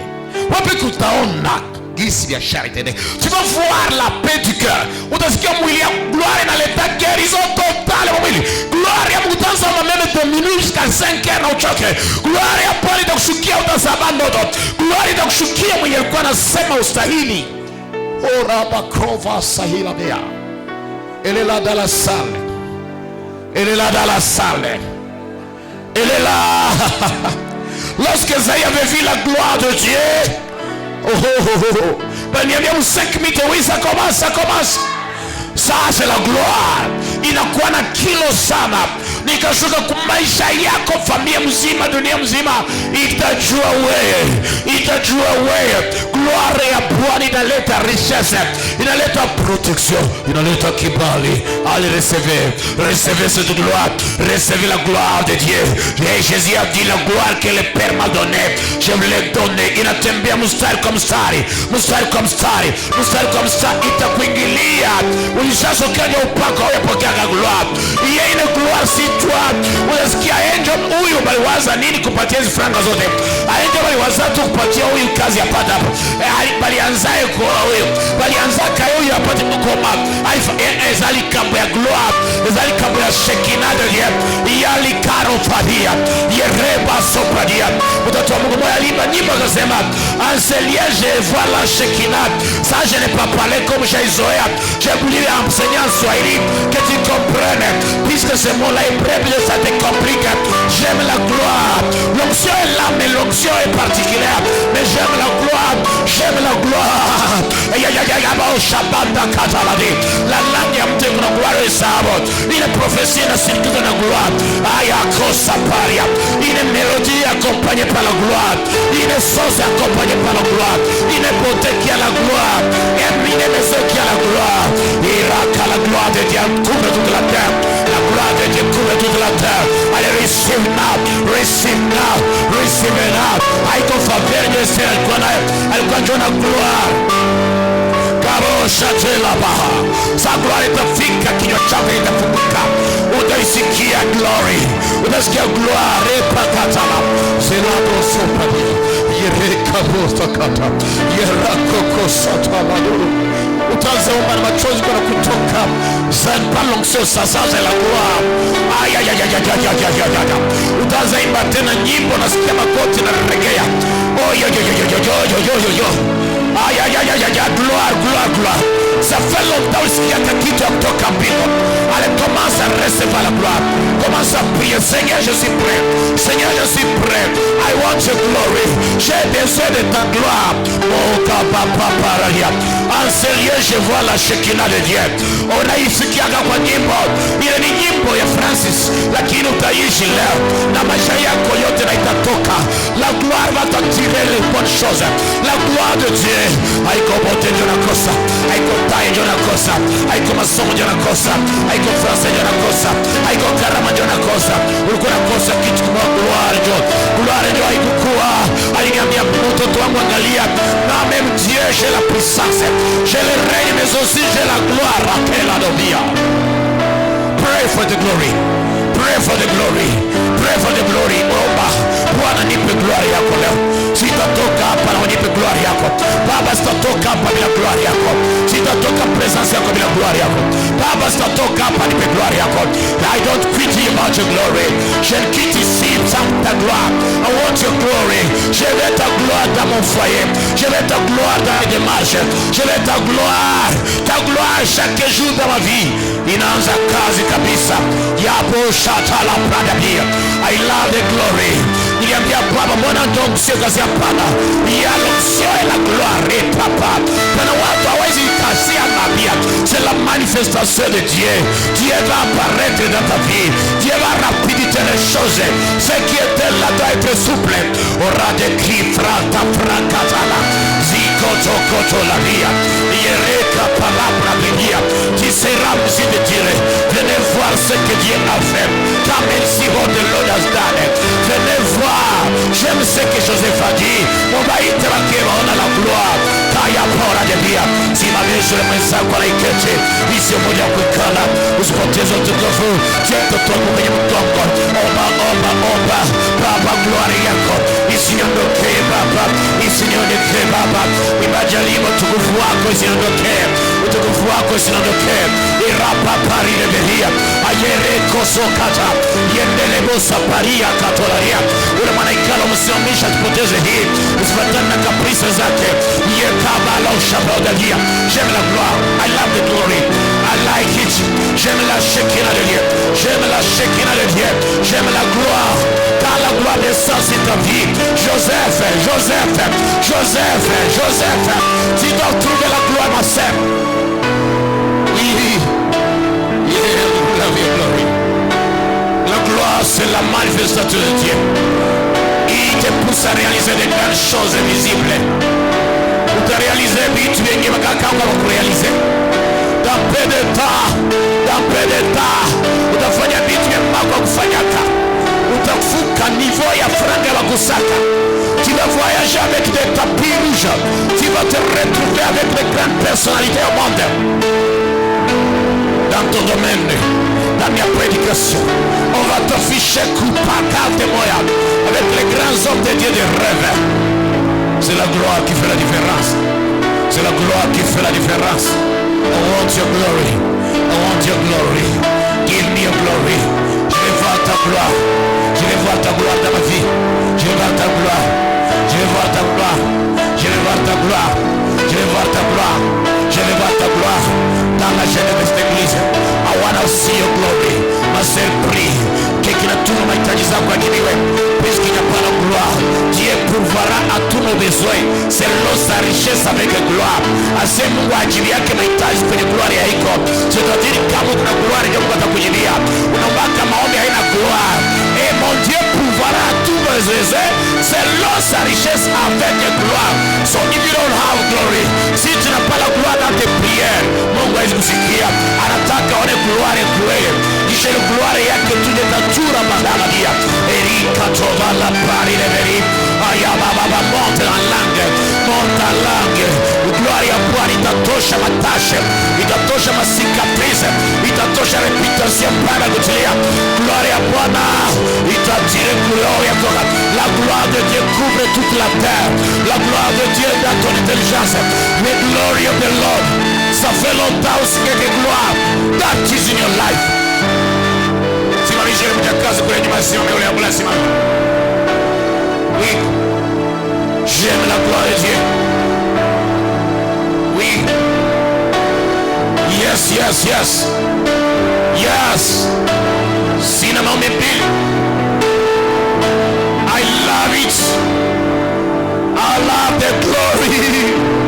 Elle te donne la protection. Nani atakugusa utukufu na kimiza mshenzi mbali. Poison isogei. Milonga isogei. s'orgueille. Nous voyons que la richesse et la gloire marchent de pair. Je te vois signer un grand contrat, un grand marché. Oui, c'est toi, c'est toi, c'est toi, avec gloire, avec gloire. Ule dada aliyezaraulika tu gloire ikisha enda inarudia maile mfaye, ile gloire inarudia, heshima inarudia, prophétie zako zinarudia mo gloire. Venez voir ce que Dieu a fait. Venez voir ce que Dieu a fait. Je te vois dire ces choses. Oui, venez voir. Quand la gloire de Dieu agit, tu dois dire aux gens, venez. Les agressés, les agresseurs. Mikutano ya injili itafanyika. Tutaita watu na matete, venez voir. Les paralytiques marchent. Les aveugles voient. Watu waraboshe peria. Une foule dans le stade. Le stade rempli jusqu'à comme un œuvre. La gloire vestimentaire. D'ici là où tu as voir la vie qui se trouve là-bas. Je vois la gloire matérielle dans ta vie.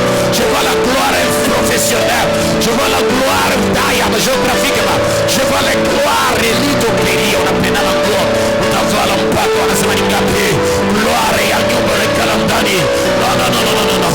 Joseph akamwambia venez voir. Je kazo paradia. Oui, unatabia kabie. Unaubia kabie ndio. Ndio na ibada ya gloire ilikuwa yafika. J'aime la gloire. Naona inakulewesha. En sérieux, je vois la Shekinah de Dieu. I see the glory of the Lord. I see the glory of the Lord. I touch the glory of the Lord. It's coming right now. Inaendelea tena. Inatembea kama mai ya laki ya bien. Ona kisi kunaenda. Inasukuma masura zilizochukuliwa. Inasukula roho zilizofadhaika. Yakosha kaya kata. Nimekuwa na shida kuomba inaingia ndani ya roho zao. La gloire là. La gloire là. La gloire là. La gloire là. La gloire dans ton ministère. Utaanza kupata invitation za kuhubiri makanisa kama mikabani. Na tunafuranga mopeki ambao utoke. Naona marabada brade. Utaanza mbia mtu anakuambia kama takari. Utaanza imba na mtu anakuambia Doni mwasindo la baba. Sheke zitaonekana nami. Ayarado zoto kodalia. Utaanza papa. Utaanza masenker non-stop. Oui. Wa. Ukonalia mahitaji yasijibiwe. Imake la gloire. Je vois la gloire. Kwa ile kiti ya tatu. Gloire ile. Ukonalia crise. Ni ya gloire kwetu.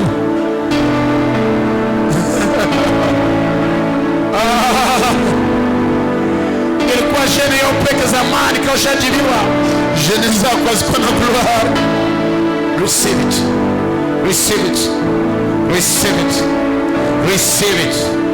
Receive the glory. Inatembea afya yako. Utapata afya ya gloire. Il est santé plein de gloire divine. Tu n'auras pas la gloire hier quand Jésus. Ça me touche. Ça me touche. C'est mikono juu.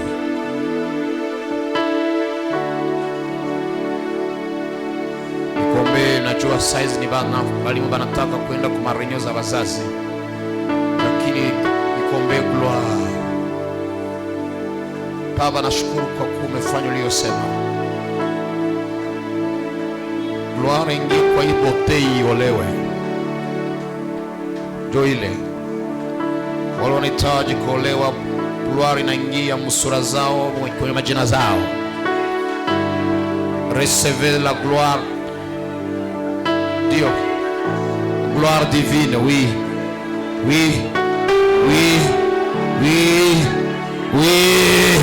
Pokea. Gloire ya Bwana kwa wale wanahitaji kuolewa. Walisema hauna neema. Neema ni kitu kimoja na gloire ni kitu kingine. Reçois. Wanahitaji kupata finance. Gloire ya Mungu finance. Gloire ya Mungu finance. que tu trouves encore l'argent, franka za mtu mzima, franka za kujiheshimia, franka za kujiheshimia, hapana franka za masomo tu. Ayayaya, achilia utukufu ya Bwana yuko hapa. Ingie mfinance, ingie mfinance, ingie mfinance. Utafika kiwango mahitaji zako haiko tena, unaanza waza ndio mahitaji za wengine. Que la gloire dans le domaine financier entre dans ta vie. Wale wanaochaguliwa na Bwana, wenye wanaonaka wanakusalimia kwa president, wanaonaka liko matapi rouge, wanaonaka manikala manyumba za magorofa ya yulu sana. Il est une message yawe. Que la gloire qui va se faire arriver dans cette vie de rêve tombe sur toi maintenant même. Walioitwa kwa matajiri lakini dunia ikawaonea, waliokuwa tajiri wakahomba. Gloire ya finance inashukia, inafanana sa diamant, iko inazunguka hapa, iko inazunguka hapa, iko inazunguka hapa. Walioitwa kwa tajiri lakini balozi wakabaribisha, ile neema inarudia kwa kuwa Dieu dit je ne partagerai pas ma gloire. On receive it in the name of Jesus. Que l'argent revienne, que l'argent revienne, que l'argent revienne, que l'argent revienne, que l'argent revienne, que la gloire dans le domaine financier revienne encore. Nilitabiri hapa, wazirudia kwa madhabahu ukitoa sadaka, zenyazie zenye mkitunga sadaka mpaka unalomba compte bancaire, ufike mnivo ya kulipia hata 50 personnes manyumba, ufike mnivo ya kucheka kanisa wewe peke, ufike mnivo ya kuuza magari za kanisa, ufike kiwango ya kuambia watu je peux t'offrir à l'église $1 million sans même manquer quoi que ce soit. Je vois ça, c'est possible. Joseph akuzaliwaka na malaika, alizaliwa na mwanamke, akazaliwa na papa.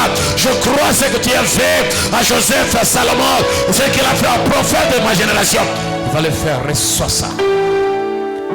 Gloire ya manyumba za bien, gloire matériel joile, mango za bien, gari za bien, vitu vya bien, telefoni za bien. Wiwi ni vya kidunia, lakini Mungu akutupatia vya mbingu vya dunia. Receive it, receive it, receive it, receive it, receive it. Unalia sana, mimi mtumishi wa Mungu na vala mbaya, niko mtumishi wa Mungu lakini mimi nakuwa kuzarauliwa bahani heshima yake. Tu vas la gloire matérielle, receive it in the name of Jesus. Oui, oui, oui. Karama yako heshimikake tu, aparansi yako ni mbaya. Una aparansi ya pauvre, una aparansi ya mtu mashalaniwa. Leo unaenda pokea aparansi ya Valer na iona, aha, una santé ina gloire. Unaenda pokea afya ambayo wanasema mtu amebarikiwa na Bwana huyo. Huyo mtu afanane laana huyo. Alipokea aparansi ya pia kimwili na kiroho. Mbele za Bwana usifanane mwizi, mbele ya Bwana usifanane baraka, mbele ya Bwana usifanane milieu. Je vois la gloire matériellement dans ta vie. Receive it in the name of Jesus. Je compte 1, 2, 3. Moya. C'est Dieu le Père qui agit, Dieu le Fils et le Saint-Esprit. Gloire. Apena mango, apena magari. Même Jésus alipenda punda inyaya tembelewa. Jésus va nous donner un bâtiment à bien. Unapenda ka ujenge ma université, ujenge ma centre kabambi. It's coming on you. It's coming on you. Niko na envelope zako hapo ya mahitaji. It's coming on you. Uliandikisha business unataka kufanya ya kabambi, grand commerçant, grand partenaire. J'ai pris que cela se fasse dans l'urgence, dans l'urgence, dans l'urgence, dans l'urgence, dans l'urgence, dans l'urgence, dans l'urgence, dans l'urgence, dans l'urgence, dans l'urgence, dans l'urgence. Nimegusa envelope hii. Kama mwenye nayo iko hapa, utasikia mkono ya Mungu inakugusa. Jina yake iko ya envelope hapa. La main de gloire de Dieu. Hii envelope kama uliandika tu hapa, kuna mkono ya kushinda, kuna mkono ya Mungu. Niko nakwambia, je connais combien la gloire de Dieu opère. Elle est dans ta vie. Tes affaires ne souffriront plus. Tu ne seras plus victime de ma dette. Hautaanza na $20 urudie $5. Hautatumika na makuta za mikopo tena ya benki za watu. Tu vas travailler avec ton propre moyen. C'est fait. C'est fait. C'est fait. C'est fait. C'est fait.